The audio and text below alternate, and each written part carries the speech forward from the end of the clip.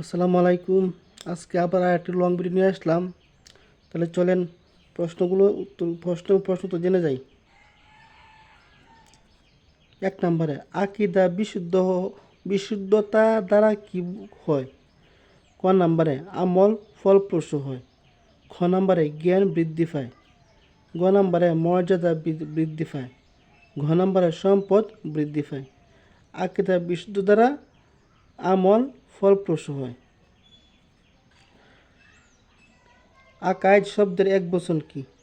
আকাইদ শব্দের এক বচন হচ্ছে কি আকিদাতুন। তাকদিরে বিশ্বাস করা কি?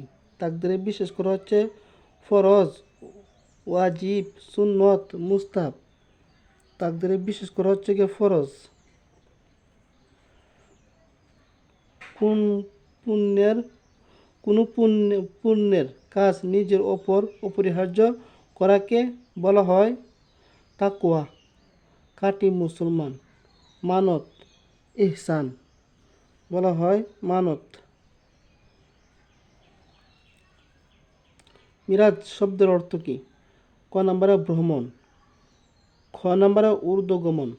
গ নম্বরে সাহায্য করা। ঘ নম্বরে সংরক্ষণ করা। মিরাজ শব্দের অর্থ হচ্ছে ঊর্ধ্বগমন।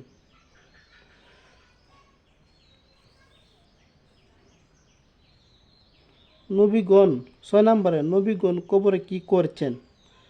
ক নম্বরে কান্নাকাটি করেছেন। খ নম্বরে ঘুমাচ্ছেন। গ নম্বরে নামাজ আদায় করছেন। ঘ নম্বরে বিচরণ করছেন। কবরে নবীগণ নামাজ আদায় করেছেন।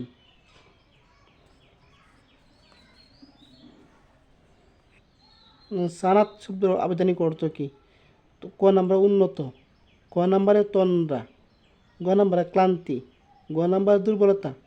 সানাত শব্দের অর্থ হচ্ছে তন্দ্রা।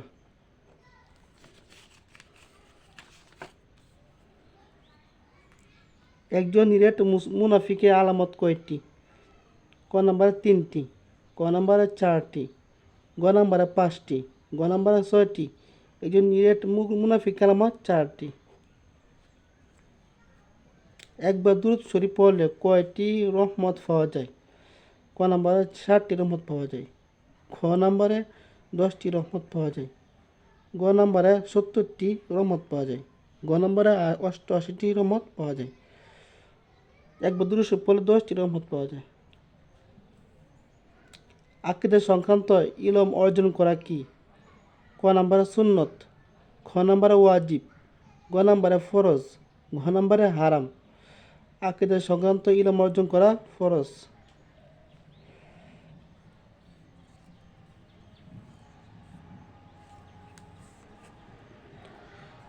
নামাজের ভিতরে ফরজ কয়টি? ক নম্বরে 5টি। ক নম্বরে 6টি। গ নম্বরে 7টি। গ নম্বরে 8টি। নামাজের ভিতরে ফরজ 6টি। ধন্যবাদ।